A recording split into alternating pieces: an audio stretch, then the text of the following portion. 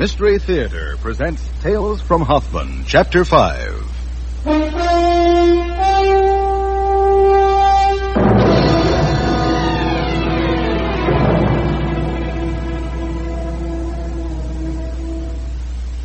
Tonight, The Mines of Falun.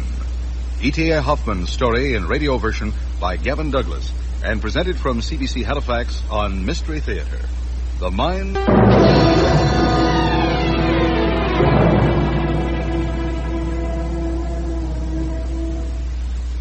Tonight, The Mines of Falun.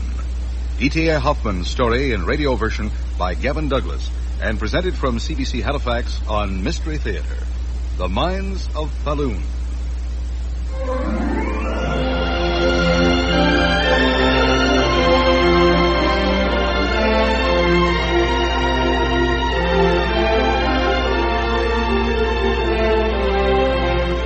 Flags waved in the azure blue air above the harbor.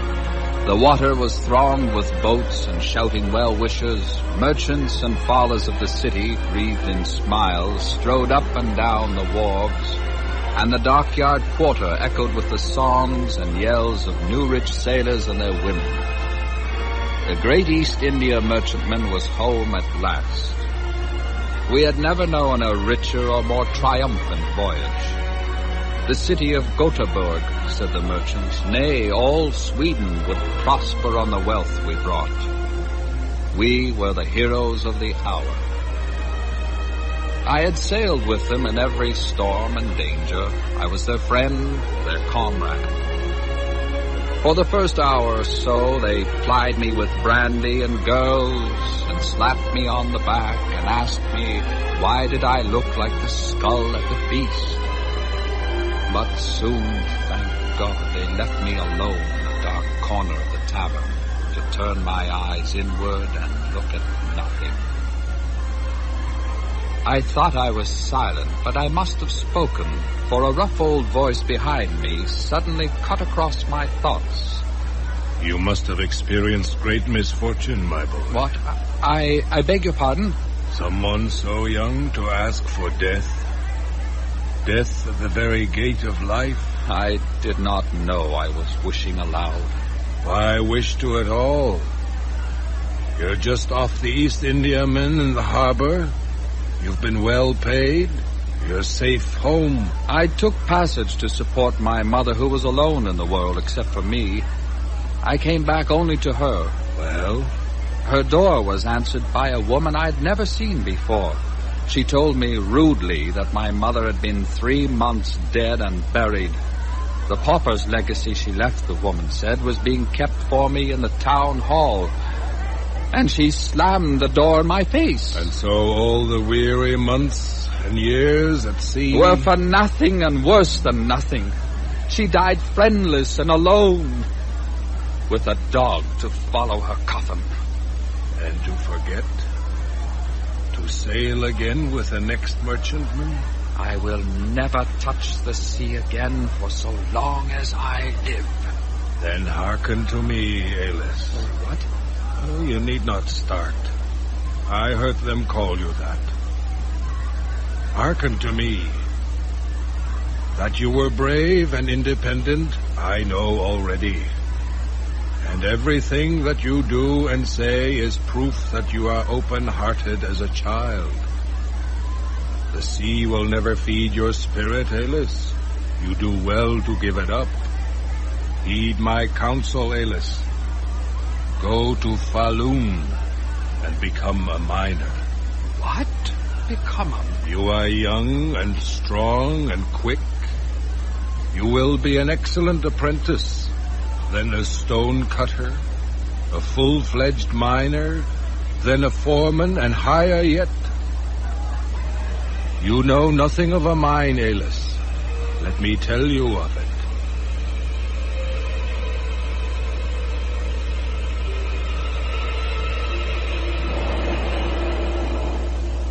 The greatest of mine works are those of Falun. I have known their illimitable richness of precious stones since my earliest youth. I have wandered their shafts Like the paths of a sorcerer's garden, the rocks come alive, the fossils stir themselves. Almandin and wondrous Pyrus Malith sparkle in the shine of the miners' lamps. Crystals glitter and glisten one among the other.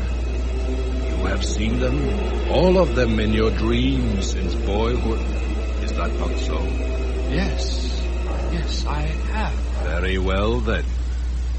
Consult with yourself, and do as your own mind bids you. Fare you well, Alis. I leapt up to call him back, but he had vanished more quickly than I could have believed possible. Around me, the tavern was suddenly still as a grave, its guests departed or asleep on benches. I walked slowly back to my small room, more moved by the old miner's words than I had dared to let him see.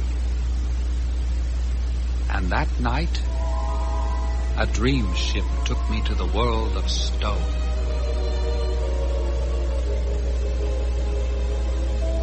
I was standing on a fair ship that swam, full-sailed on a mirror sea, swept over by the dark clouds of heaven.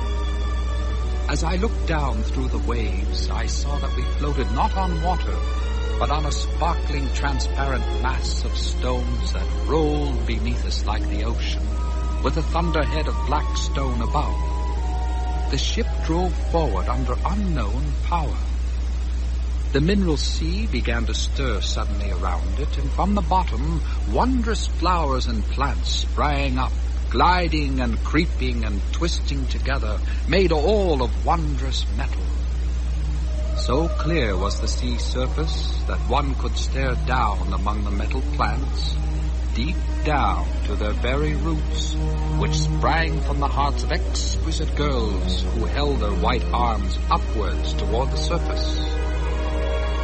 Desire and longing overcame me, and I plunged with outstretched arms into the mineral sea, and hovered there as if in shimmering ether. Now, Alis, does the divine glory please you? A gigantic form, cast all in glowing bronze, came near me, turning the dream toward nightmare. It was the old miner. I tried to flee, but on the instant a glare like lightning leapt up from the depths, revealing a grim and powerful face. The face of a woman. Beware, Alis. Beware. It is the queen of the molten rivers. Look upon her countenance. No, I cannot. I cannot. Beware, Alis. Oh, beware. On your life, be true to the queen, to whom you have given yourself. Oh, be true. Ah!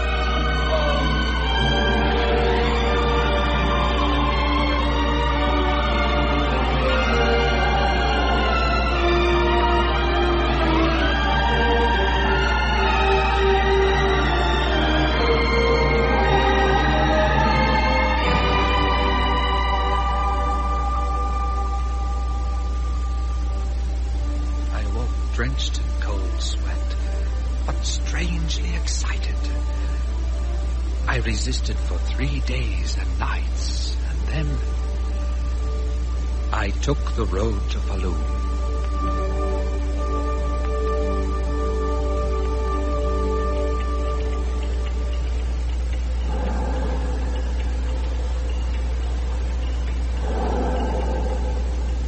After many weary days, I stood at last on the rim of one of the great mining pits of the world as it stretched out before me, 1,200 feet long, 600 feet wide, and 180 feet deep.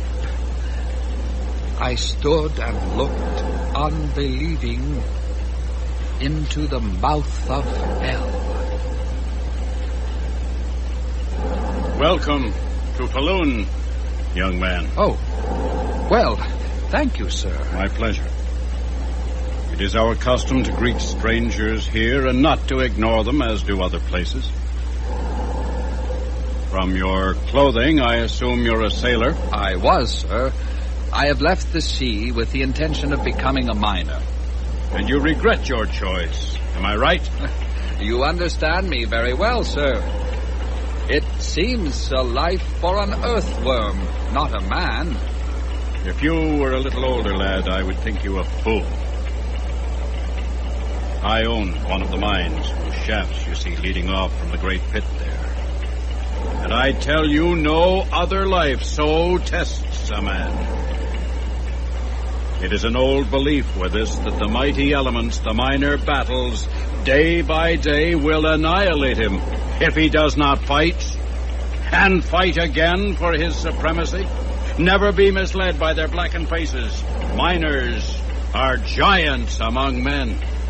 I should like to see them at their work, sir. And so you shall, lad. My name is Dalshu. My mine is third from the left of the great rock fall there, and my chief foreman will take you down tomorrow without fail. What is your name? Alis, Herr Dalsio. Alis Frobum. Very well, Alis. You're a likely young man. You look strong as an ox for a start. And if you're a sailor, you must be quick and dexterous, eh? Oh, yes. There are vacancies on my crew. And I'm an exacting master. But if you take to the work as I think you will not find me ungenerous. I'll have old Hanson take you down tomorrow. Father? Father? Oh. Here you are. Ula, my dear, let me introduce you to our newest apprentice, as I hope he'll be, Alis From. Alis, my daughter Uva. You are a newcomer then, Alis. I hope they've made you welcome here. It is a forbidding country to be alone in. I have not felt alone, Fräulein Ula, since I first came here and your father spoke to me, and I feel less alone now. That is, I think my daughter knows what you mean, Alis. We don't stand on ceremony here. You're free to think her beautiful at any time you wish. But you're not free to court her until you've proved yourself, my lad. With fire and earth, I mean. With fire and earth.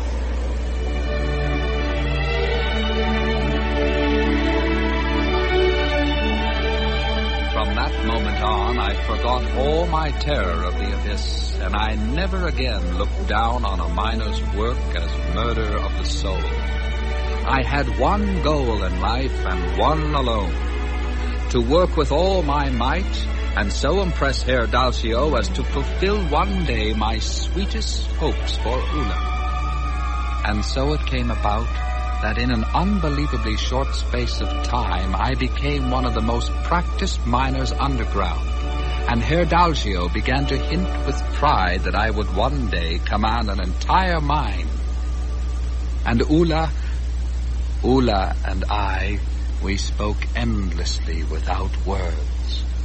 I became sure of her heart with every passing day, and the dark shafts underground for me were filled with light.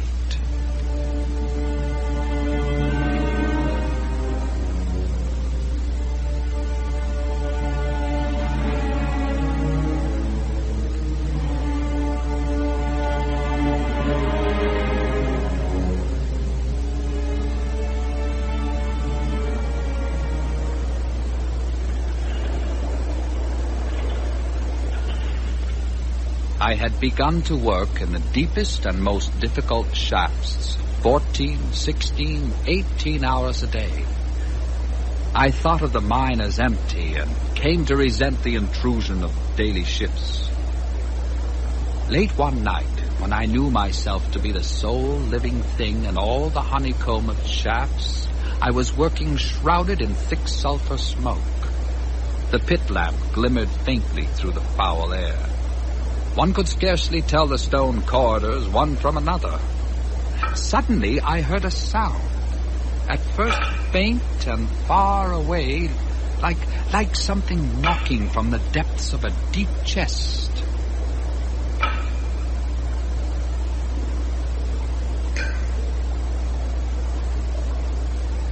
It resolved itself slowly into the sound of an approaching sledgehammer, striking upon the rock as it came. But as I crouched in an alcove, hoping that shadow and smoke would hide me, I knew that the sound was like no sledgehammer that I had ever heard.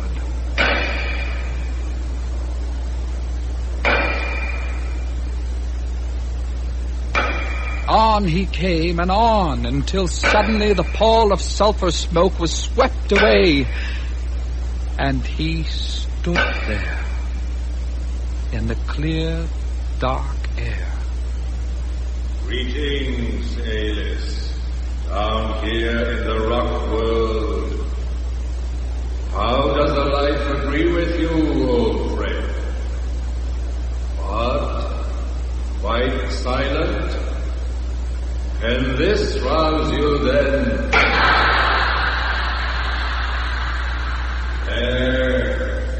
There where I struck lies the most magnificent vein of ore in the mine.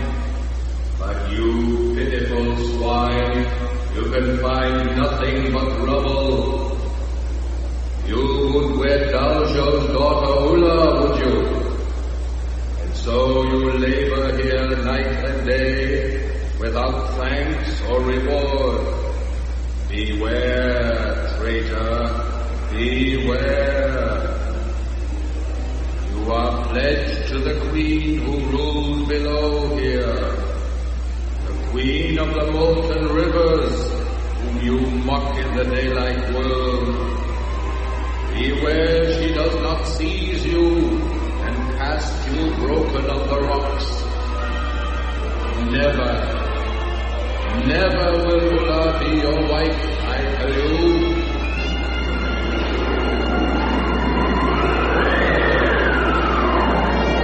Even as I raised my hammer to strike at him, he swept away in a howling wind, and the curtain of sulphur smoke covered the shafts again in yellow darkness.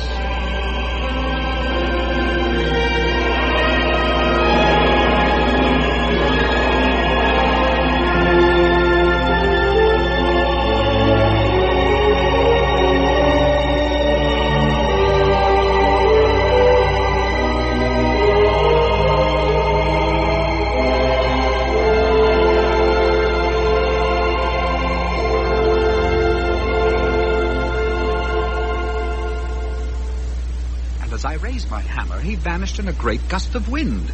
It was the same grizzled old miner from the dockyard tavern in Göteborg who first persuaded me to come to Falun. He seemed larger and superhumanly stronger, but it was the same man. I swear it. I would never dream of doubting you. Do you know him, then? I most certainly do. Who is he? He is a miner named Torbern. A miner?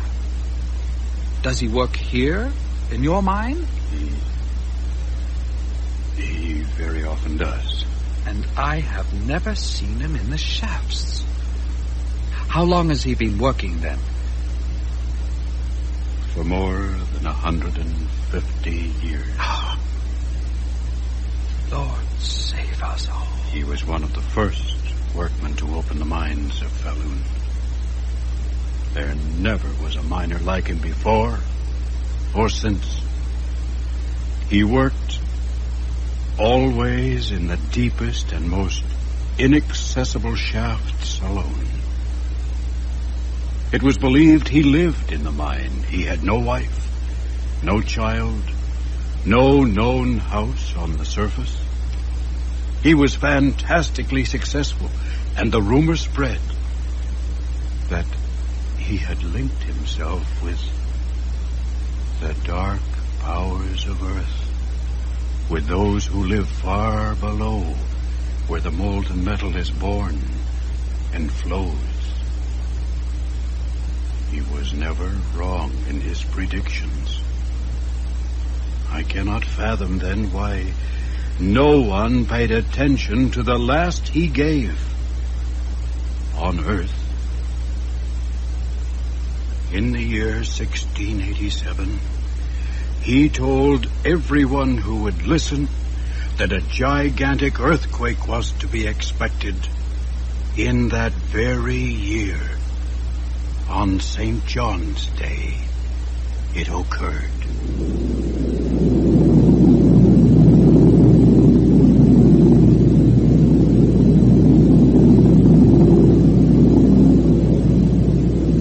That great pit you see that I found you staring into on your first day in Falun, it was not made by man. That dreadful sunken ground is the residue of the earthquake. And somewhere under it lies Torbern.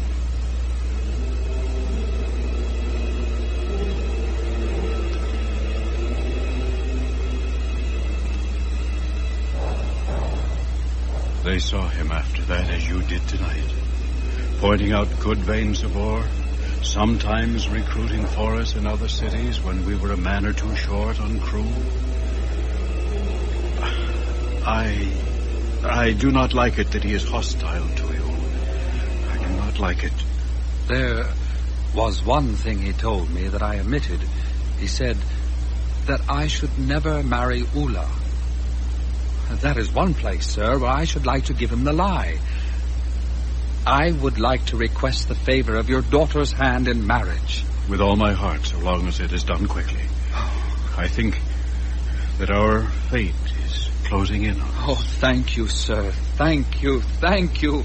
I'll tell Ula at once. Alis? Yes? Remember to instruct the miners tomorrow to dig where Torbern struck the rock and told you a vein lay.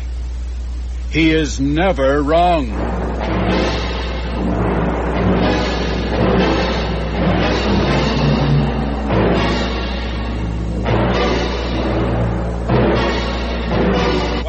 What's this? Why didn't you tell me before? I hoped against hope he would return before you learned of it. But it's 2 hours and he's not back You yet. say he went down the mine? Down the mine and left you here in your bridal dress? There's no one in the mine today, no one at all. Every man of them is awaiting the two of you in the church at this very moment. Why? Why did he do it? He said he had been promised a wedding present of the rarest bronze, and that he must at all costs fetch it. A wedding present? At the bottom of a mine shaft? Father, what day is it today? Why, it's St. John's Day. Oh, God! The disaster bell. They only ring it like that for a cave-in. He's gone. He's gone, I know it. Torbern has him now. The bell is for him. Alis. Oh, Alis. Oh, Alis.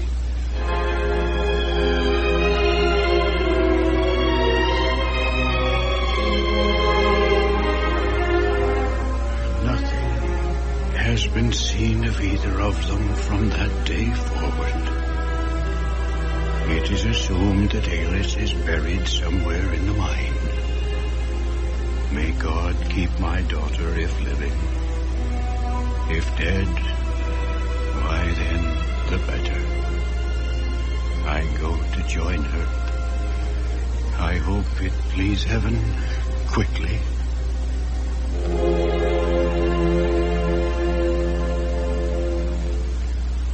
Falun, St. John's Day. My dear Leonora, a most peculiar occurrence here. The body of a young man was brought up today from a collapsed section of the mines, where apparently it has lain for 50 years. He must have been caught in a pocket of icy water or some such thing, for he looks as though he died this morning. Well, I don't ask you to believe this, but he wore the clothes of a bridegroom. Imagine, wedding costume in a mine shaft. There was a disagreeable incident involved as well. An old woman approached the body. The natives call her Grandmother St. John's Day, for no one knows her name. and she appears on that day of the year and no other. The instant she caught sight of the body, she clasped it in her withered old arms and rocked back and forth, crying. Oh, my bridegroom. Oh, my dear, dear Alice. I have not waited in vain. And she sank down to the ground, died. I must say, I'm acquiring something like fear of this place. I shall never visit this smoking, clanking hell again, believe me. What I mean to say is, the man's corpse, when the woman closed her eyes, it turned to dust on the spot. I'm leaving Falun tonight, by express.